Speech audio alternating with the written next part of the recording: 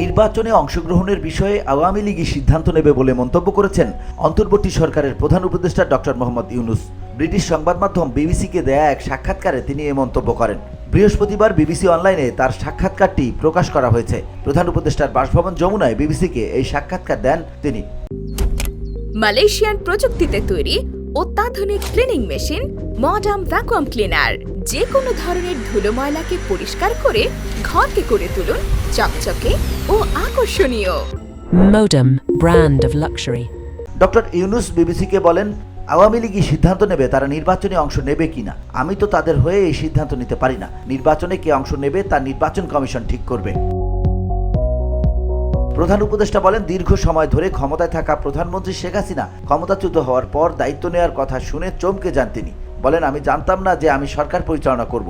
আমি আগে কখনো কোনো সরকার পরিচালনা করিনি এবং তারপরও আমাকে ঠিকঠাক কাজ করতে হয়েছিল। ডক্টর ইউনূস বলেন, এটি স্থির হয়ে গেলে আমরা অন্যান্য কিছু বিষয় সংগঠিত করতে শুরু করি, যার মধ্যে আইন শৃঙ্খলা পুনরুদ্ধার করা এবং অর্থনীতি ঠিক করা দেশের জন্য অগ্রাধিকার ছিল। VOD Bangla news desk.